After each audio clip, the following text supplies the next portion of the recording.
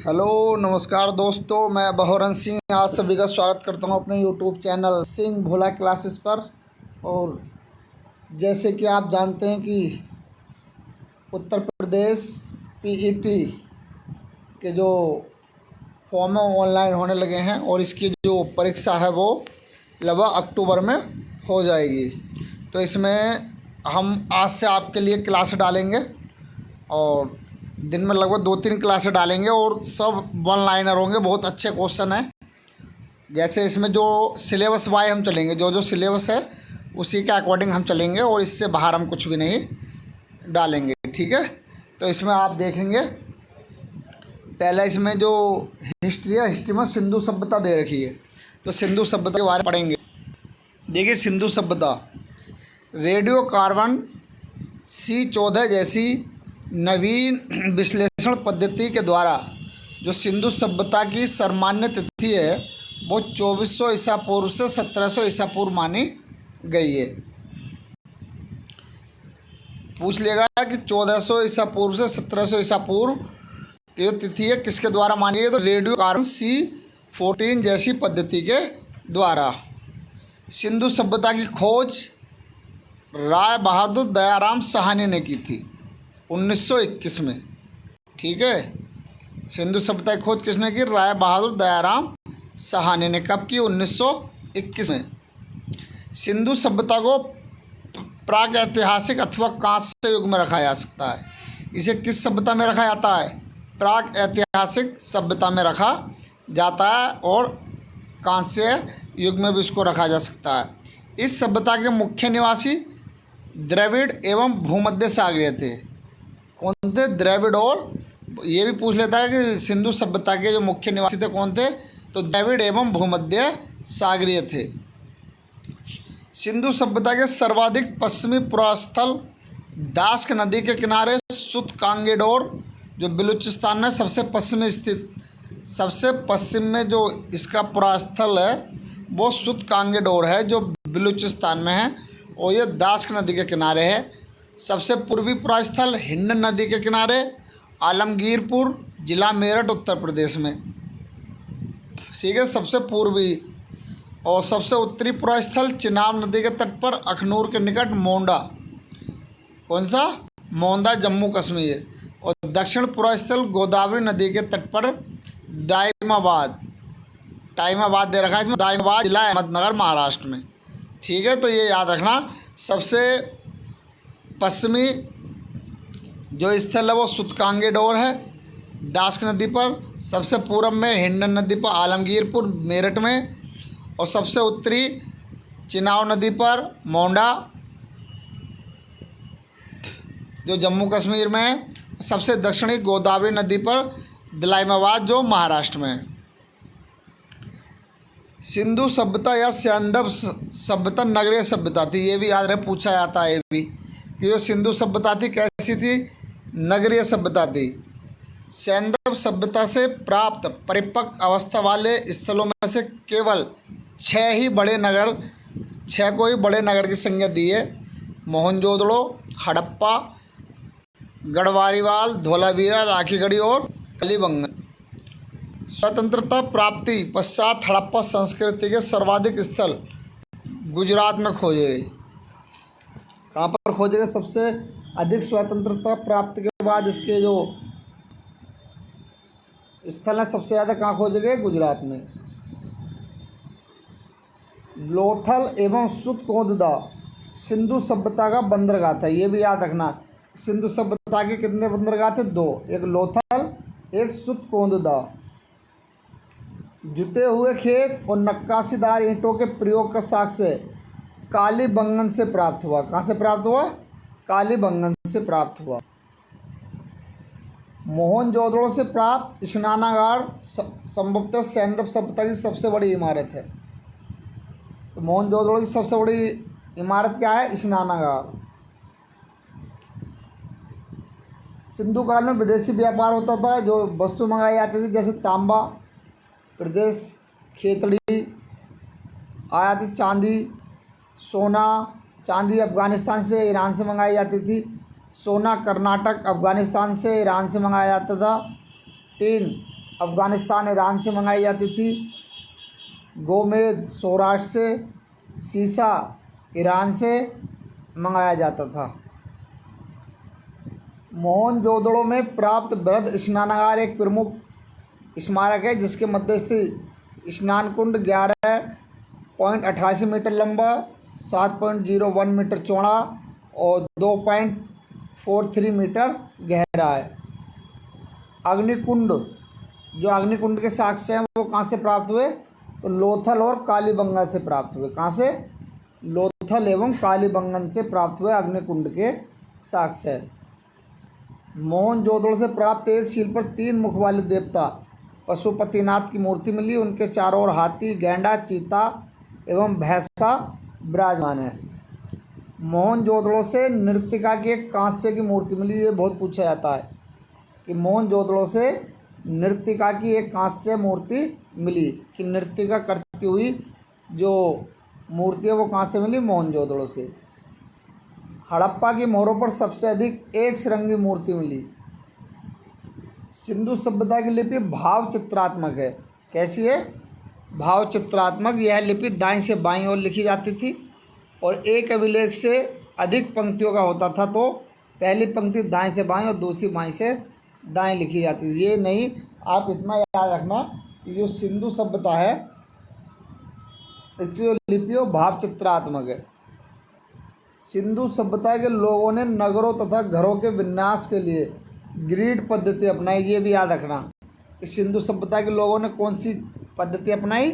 Grid पद्धति अपनाई। घरों के दरवाजे और खिड़कियाँ सड़क की ओर न खुलकर पिछवाड़े की तरफ खुलते थे। जैसे आजकल घर के जो दरवाजे सड़क की ओर खुलते हैं, तो वहाँ पर सब पीछे की तरफ दरवाजे खुलते थे। केवल लोथल नगर के जो घरों के दरवाजे हैं वो मुख्य सड़क की ओर खुलते थे। बाकी जितने भी स्थल थे उनके सबके दरवाजे पीछे की तरफ खुलते थे। सिर्फ लोथल नगर के घरों के दरवाजे मुख्य सड़क की ओर खुलते थे। सिंधु सभ्यता में मुख्य फसल गेहूँ और जौ थी। सैंधववासी मिठास के लिए शहद का प्रयोग करते थे। मिट्टी से बने हल्का साग से बनमाली से मिला। रंगपुर और लोथल से चावल के दाने मिले, जिनसे धान की खेती होने का प्रमाण मिलता है, और चावल के प्रथम साक्ष्य लोथल से ही प्राप्त हुए। सुरकोददा और कालीबंगा और लोथल से सैंधवकालीन घोड़े के अस्थि पिंजर मिले। तोल की इकाई संभवतः 16 के अनुपात में थी। जो सिंधु सभ्यता है वहाँ पर जो तोल की इकाई थी वो 16 के अनुपात में थी। ये भी याद रखना। सैंधव सभ्यता के लोग यातायात के लिए 2 पहिया और 4 पहिया वाली बैलगाड़ी या भैंसा गाड़ी का उपयोग करते थे। मेसोपोटामिया के अभिलेखों में वर्णित मेलुआ शब्द का अभिप्राय सिंधु सभ्यता से। ये भी याद रखना, पूछ लेगा कि मेलुआ जो शब्द है इसका अभिप्राय किससे है? तो सिंधु सभ्यता से। संभवतः हड़प्पा संस्कृति का शासन वर्णिक वर्ग के हाथों में था। पिग्गट ने हड़प्पा एवं मोहनजोदड़ो को एक विस्तृत साम्राज्य की जुड़वा राजधानी कहा। याद रखना, पूछ लेगा कि हड़प्पा और मोहनजोदड़ो को जुड़वा राजधानी किसने कहा? तो पिग्गट ने कहा। सिंधु सभ्यता के लोग धरती को, उर्वरता को देवी मानकर उसकी पूजा किया करते थे। वृक्ष पूजा और शिव पूजा के प्रचलन के साक्ष्य भी सिंधु सभ्यता से मिलते हैं। स्वास्तिक चिन्ह संभवतः हड़प्पा सभ्यता की देन है। इस चिन्ह को सूर्योपासना अनुमान लगाया था। सिंधु घाटी के नगरों में किसी भी मंदिर के अवशेष नहीं है। ये भी याद रखना कि सिंधु सभ्यता में किसी भी मंदिर के अवशेष नहीं है।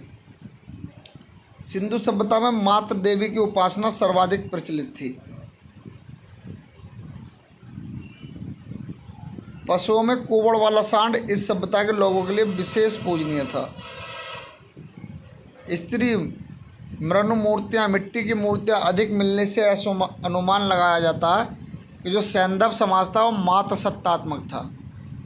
तो याद रखना, सिंधु सभ्यता जो वहाँ का जो समाज था वो कैसा था? मात्र सत्तात्मक। सैंधववासी सूती और ऊनी वस्त्रों का प्रयोग करते थे। ये भी याद रखना, जो सैंधववासी थे सूती एवं ऊनी वस्त्रों का प्रयोग करते थे। मनोरंजन के लिए सैंदववासी मछली पकड़ना, शिकार करना, पशु पक्षियों को आपस में लड़ाना, चौपड़ और पासा खेलना आदि साधनों का प्रयोग करते थे। सिंधु सभ्यता के लोग काले रंग से डिजाइन किए हुए लाल मिट्टी के बर्तन बनाते थे। सिंधु घाटी के लोग तलवार से परिचित नहीं थे, ये भी याद रखना, इनको तलवार का ज्ञान नहीं था। कालीबंगा एकमात्र हड़प्पा कालीन स्थल था जिसका निचला शहर सामान्य लोगों के रहने हेतु भी किले से घिरा हुआ था। कालीबंगन का अर्थ होता है काली चूड़ियाँ, याद रखें भाई, ये बहुत पूछा जाता है कि कालीबंगन का अर्थ क्या है, तो काली चूड़ियाँ। यहाँ से पूर्व हड़प्पा स्तरों के खेत जोते जाने के और अग्नि पूजा की प्रथा के प्रमाण मिले। पर्दा प्रथा और वैश्यवृत्ति सैंधव सभ्यता में प्रचलित थी। शवों को जलाने और गाड़ने यानी दोनों प्रथाएं प्रचलित थी। हड़प्पा में शवों को दफनाने जबकि मोहनजोदड़ो में जलाने की प्रथा विद्यमान थी। लोथल और कालीबंगन में युगम समाधियाँ मिली। सैंधव सभ्यता का विनाश का संभवतः सबसे प्रभावकारी कारण बाढ़ था। तो ये भी याद रखें, जो सैंधव सभ्यता है इसका जो विनाश हुआ वो किसके कारण हुआ, तो बाढ़ के कारण। तो पानी में बाढ़ आ गई तो क्या हुआ, जो ये थी सिंधु सभ्यता इसका विनाश हो गया। और आग से पकी हुई मिट्टी को टेराकोटा कहा जाता है, ये भी याद रखना कि टेराकोटा क्या है, तो आग से पकी हुई मिट्टी को हम टेराकोटा कहते हैं। अब देखो सैंधव सभ्यता के प्रमुख स्थल, इनको याद रखना, नदी उत्खनन और वर्तमान स्थिति। प्रमुख स्थल हड़प्पा। हड़प्पा किस नदी के किनारे है, तो रावी नदी के किनारे। खोज किसने की, दयाराम साहनी। कब की, 1921 में। स्थिति पाकिस्तान में है ये। दूसरा है मोहनजोदड़ो, ये किस नदी के किनारे, सिंधु नदी के किनारे। इसकी खोज किसने की, राखालदास बनर्जी ने। कब की, 1922 में। ये पाकिस्तान के सिंध प्रांत में है। नंबर 3 चन्हूदड़ो, ये भी सिंधु नदी के किनारे है। इसकी खोज गोपाल मजूमदार ने की 1931 में। ये भी सिंध पाकिस्तान में है। प्रमुख स्थल कालीबंगन, ये घग्गर नदी के किनारे है। इसकी खोज बीबी लाल बी के थापन ने 1953 में की। ये राजस्थान का हनुमानगढ़ जिला है। तो याद रखना कालीबंगन कहाँ पर है, राजस्थान में। प्रमुख स्थल कोट दीजी, ये कुछ नदी के किनारे, तो सिंधु। उत्खनन करता कौन है इसके, फजल अहमद, 1953 में खोज की, ये भी सिंध प्रांत में है। प्रमुख स्थल रंगपुर, उत्खनन करता रंगनाथ राव। इसकी खोज 1953-54 में हुई और नदी है इसकी मादर नदी के किनारे। रोपड़,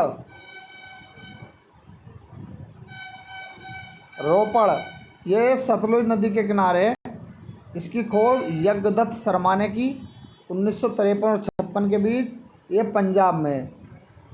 लोथल, ये भोगवा नदी के किनारे है। ये रंगनाथ राव ने इसकी खोज की और 1955 से 62 के बीच, ये गुजरात में है। आलमगीरपुर नदी हिंडन और उत्खननकर्ता यज्ञदत्त शर्मा 1958 में इन्होंने खोज की।